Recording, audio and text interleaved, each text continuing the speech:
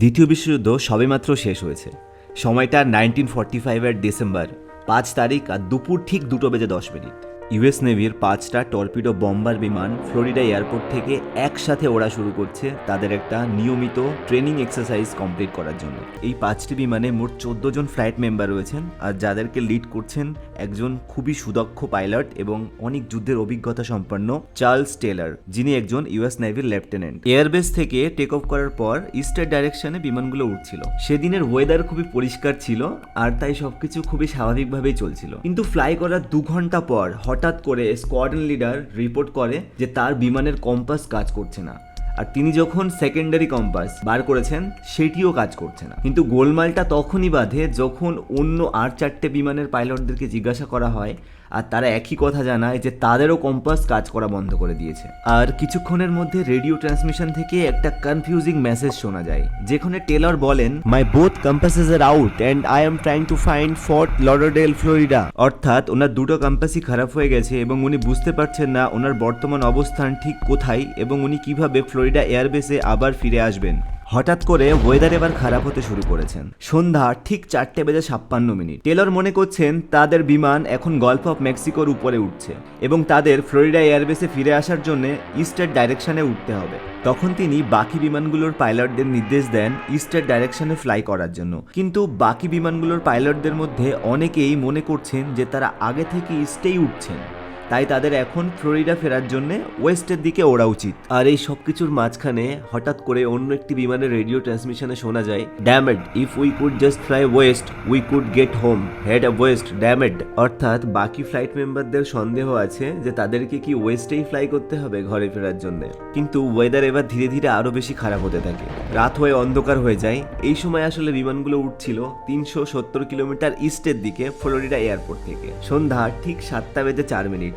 Radio transmission আসে শেষবারের মতো টেলরের কাছ থেকে, all planes close up tight, we will have to ditch unless landfall, we all go down together. আর এরপর এই 5টা প্লেন সারা জীবনের জন্য রাডার থেকে হারিয়ে যায়। আর আজকের দিন অবধি আমরা এখনো জানতে পারিনি যে আসলে তাদের সাথে সেই দিন কি হয়েছিল। ঠিক এর পর দিন এই হারিয়ে যাওয়া 5টি প্লেনকে খোঁজার জন্য একটি সার্চ অ্যান্ড রেস্কিউ মেরিনার 13 জন ফ্লাইট ক্রু নিয়ে টেক অফ করে। আর আশ্চর্যের বিষয় হলো এটিও গায়েব। প্রথমে ফ্লাইট 19 বা ওই 5টি বিমানের 14 জন গায়েব, তারপর এই সার্চ অ্যান্ড রেস্কিউ মেরিনারের 13 জন গায়েব। এই ঘটনার পর কয়েকদিন ব্যাপী বিশাল বড় air and sea search and rescue operation ডাকা হয়, যেটি ওই সময়ের সব থেকে বড় সার্চ অ্যান্ড রেস্কিউ অপারেশন ছিল। কিন্তু অবিশ্বাস্যভাবে কোনো কিছু পাওয়া যায়নি, না কোনো বিমানের ধ্বংসাবশেষ, না কোনো মৃতদেহ, কোনো কিছুই পাওয়া যায়নি। আর আশ্চর্যের বিষয় হলো এই দুটো বিমান ঠিক একই জায়গায় হারিয়ে যায়, আর এই জায়গাটিকে আজকের দিনে আমরা বারমুডা ট্রায়াঙ্গেল নামে জানি। এটি সমুদ্রের এমন একটি রহস্যময় জায়গা যেখানে আজ অবধি প্রায় 100টির বেশি জাহাজ আর এয়ারপ্লেন হারিয়ে গেছে। এই অঞ্চলটি আমেরিকার ফ্লোরিডা থেকে নিচের পিউর্টোরিকো এবং উপরের বারমুডা দেশ অবধি প্রায় 5 লাখ কিলোমিটার এরিয়া নিয়ে অবস্থিত।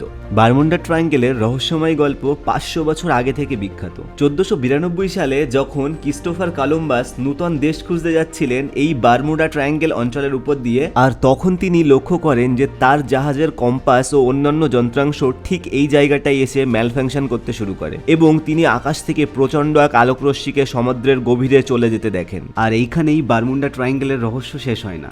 এর থেকে ভয়ানক ঘটনা ঘটে 1918 সালে, যখন ইউএস নেভির সব থেকে বড় জাহাজ ইউএসএস সাইক্লোন নামে একটি জাহাজ এই বারমুডা ট্রায়াঙ্গেলের অঞ্চলে হারিয়ে যায়। আসলে সেই সময় ইউএসএ প্রথম বিশ্বযুদ্ধে সবে সবে অংশ নিচ্ছিল, আর তাদের জন্য এই জাহাজটি ছিল খুবই গুরুত্বপূর্ণ, কারণ এটি সব থেকে বড় জাহাজ ছিল সেই সময়কার। 1918-এর 4 মার্চ 306 জন সৈন্য এবং 11,000 টন ম্যাঙ্গানিজ নিয়ে ওয়াশিংটনের কাছে বাল্টিমোর নামের একটা বন্দর থেকে এই জাহাজটি রওনা দেয় ব্রাজিলের উদ্দেশ্যে। এই 9 দিনের যাত্রাপথে ওয়েদার খুবই ভালো ছিল।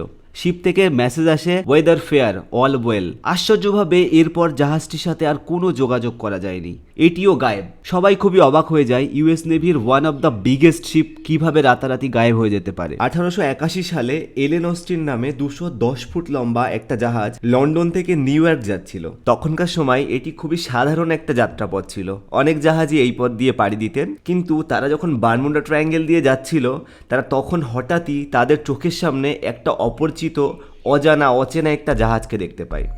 আর জাহাজটা খুবই রহস্যজনক দেখায়, কারণ এই জাহাজটা সম্পূর্ণ অক্ষত দেখালেও এই জাহাজে কোনো যাত্রী বা জনমানবের চিহ্ন মাত্র ছিল না। তখন এলেন অস্টিন জাহাজের ক্যাপ্টেন সিদ্ধান্ত নেন যে তিনি ওই জাহাজটিতে যাবেন এবং দেখবেন আসলে ওখানে কি হয়েছে। এরপর 2 দিন ধরে এলেন অস্টিন জাহাজ ওই জাহাজের কাছে নোঙর ফেলে অপেক্ষা করতে থাকে, ওই জাহাজে কোনো জনমানবের চিহ্ন যদি পাওয়া যায়, কিন্তু তারা কিছুই দেখতে পারে না। অবশেষে এলেন অস্টিন জাহাজের ক্যাপ্টেন যখন লোকজন নিয়ে ওই জাহাজে যায়, তখন উনি দেখেন যে ওই জাহাজের সমস্ত মাল অক্ষত রয়েছে, অর্থাৎ যেটি যেখানে থাকার সেখানেই রয়েছে, শুধু জাহাজে কোনো লোক মানবের চিহ্ন মাত্র নেই। তখনকার সময় জলদস্যুর ভয় খুবই ছিল, অনেক জাহাজের কবলে পড়তো, কিন্তু এই জাহাজকে দেখে তেমন কিছু বোঝাই যায়নি, কারণ এই জাহাজের মালপত্র সবকিছু একই জায়গায় যথাস্থানেই রয়েছে। তখন এলেন অস্টিন জাহাজের ক্যাপ্টেন ঠিক করেন যে এই জাহাজটিকেও তাদের সঙ্গে নিয়ে যাবেন, তাই তিনি সেই জাহাজে নিজের জাহাজ থেকে কিছু লোকজন দেন ওই জাহাজটি চালানোর জন্য। এরপর তারা একসাথে সমুদ্র পাড়ি দিতে থাকে, কিন্তু হঠাৎ করে 2 দিন পর সমুদ্রে একটি বিশাল ঝড় ওঠে। ঝড়টি শেষ হওয়ার পর অপরিচিত রহস্যময় এই জাহাজটিকে তিনি আর তার সামনে দেখতে পান না। তারপর তিনি অনেক খোঁজাখুঁজি করার পর দূরবীন দিয়ে দেখতে পান জাহাজটির অবস্থান। পরে যখন জাহাজে গিয়ে দেখেন সেই একই অবস্থায় আবার জাহাজটি পড়ে থাকে।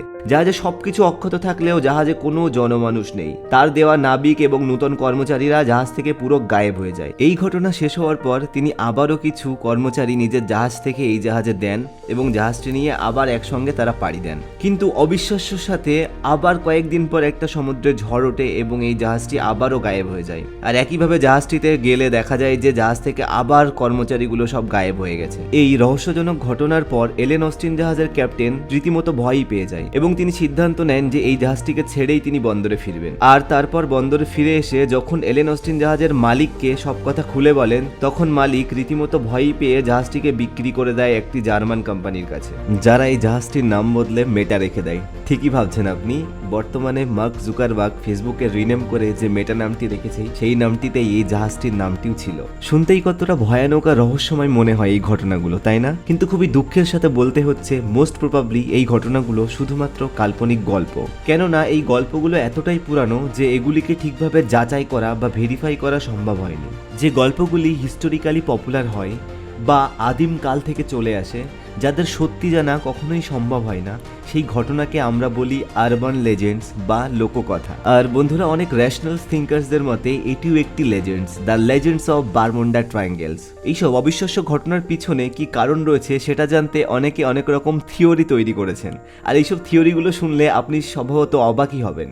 কেউ কেউ এলিয়েনদের উপরে দোষ দিয়ে বলছেন যে এই সমস্ত দুর্ঘটনাগ্রস্ত বিমান বা জাহাজগুলোকে হয়তো কোনো এলিয়েনরা ভিন গ্রহে নিয়ে গেছে তাদের গবেষণার জন্য। আবার কেউ কেউ মনে করেন এই সমুদ্রের নিচে এক বিশাল ভয়ানক সি মনস্টার রয়েছে, যেগুলো এই জাহাজগুলোকে সমুদ্রের নিচে ডুবিয়ে দেয়। আবার কারো কারো মতে এখানে অন্য কোনো পৃথিবীতে যাওয়ার দরজা রয়েছে, আর এই দরজা দিয়েই সমুদ্রের জাহাজ আর প্লেনগুলো সেই দরজার মধ্যে পড়ে হারিয়ে যায়। যাই হোক, এইসব থিওরিগুলো অনেক বেশি আজগবি শোনায়, আর সাথে সাথে এটা বোঝাই যায় যে এগুলো সবই কাল্পনিক। কিন্তু আমরা আজ এমন কিছু থিওরি বা যুক্তি জানবো যেগুলো অনেকটা যুক্তিসঙ্গত এবং সায়েন্টিফিক শোনায়। প্রথমেই আমরা জানবো ম্যাগনেটিজম বা চৌম্বকত্বের ব্যাপারে। আসলে পৃথিবীর ম্যাগনেটিক নর্থ পোল আর ভৌগোলিক নর্থ পোল দুটো আলাদা আলাদা জায়গায় অবস্থান করে। তাই যখন আমরা কম্পাস দিয়ে নর্থের দিকে দেখি, তখন কম্পাস ম্যাগনেটিক নর্থ পোলকে দেখায়, যা আসলে নর্থ পোলের থেকে একটু দূরে অবস্থান করে। তো যাই হোক, পুরনো দিন থেকে কম্পাস ইউজাররা এটি হিসাব করেই দিক নির্ণয় করে। কিন্তু পৃথিবীতে এমন কিছু কিছু জায়গা আছে যেখানে কম্পাস ইউজ করলে এই ম্যাগনেটিক নর্থ পোল আর ভৌগোলিক নর্থ পোল দুটোকেই একই জায়গায় দেখায়। আর ভৌগোলিক ভাষায় এই জায়গাগুলোকে বলা হয় অ্যাগনিক লাইন্স। আর এই অ্যাগনিক লাইন নিজেদের জায়গা সবসময় পরিবর্তন করতে থাকে। লাস্ট 200-300 বছর ধরে এই জায়গাটির মধ্যে একটি অ্যাগনিক লাইন্স অবস্থান করছে এই বারমুডা ট্রায়াঙ্গেলসের অঞ্চলেই। অর্থাৎ এটি থেকে বলা যেতে পারে এই অঞ্চলে জাহাজের নাবিক ও এয়ারক্রাফটের পাইলটদের কম্পাস থেকে দিক নির্ণয় করতে অনেক কনফিউশনের শিকার হতে হতো। আর দ্বিতীয় কারণটি হলো সামুদ্রিক ঝড় বা হ্যারিকেন। পৃথিবীর সব থেকে বেশি হ্যারিকেন আসে প্রথমে চায়নাতে, তারপর ইউএসএ এবং তারপর কিউবাতে। আর ইউএসএর সব থেকে বেশি হ্যারিকেন আসে ফ্লোরিডাতে।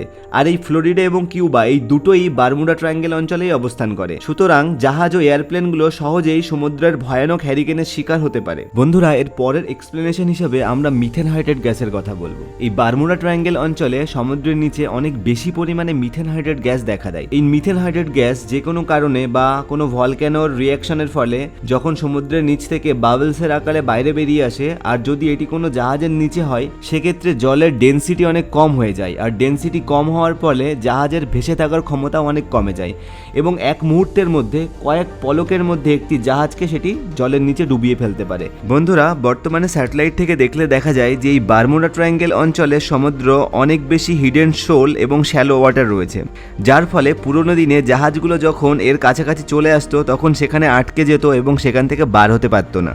এখন হয়তো আপনি আমাকে জিজ্ঞাসা করতে পারেন, তাহলে ক্রিস্টোফার কলম্বাস আকাশ থেকে যে আলোকরশ্মিটা এই অঞ্চলের সমুদ্রের মধ্যে পড়তে দেখেছিল সেটি কি ছিল? সায়েন্টিফিকভাবে এটিরও একটি উত্তর রয়েছে। বিজ্ঞানীদের মতে ক্রিস্টোফার কলম্বাস যে আলোকরশ্মিটি আকাশ থেকে পড়তে দেখেছিলেন সেটি আসলে একটি মিটিওর ছিল। বন্ধুরা, সবথেকে গুরুত্বপূর্ণ একটি বিষয় হলো হিউম্যান সাইকোলজি। যখন আমরা কোনো বিষয়কে বেশি গুরুত্ব দিয়ে দেখতে থাকি তখন আমাদের মনে হয় যে আমাদের আশপাশে সেই বিষয়টি অনেক বেশি করে ঘটছে।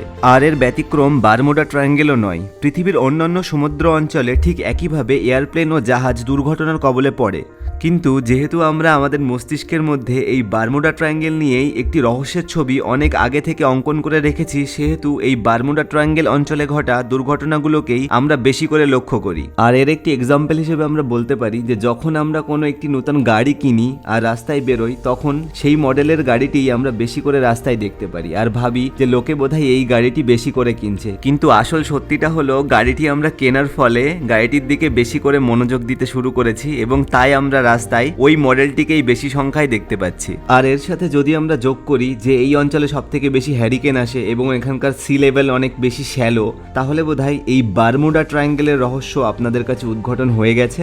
আশা করি ভিডিওটি অনেক ইনফরমেটিভ লেগেছে। ভিডিওটি লাইক করে ভালোবাসা জানাতে ভুলবেন না। ধন্যবাদ সকলকে।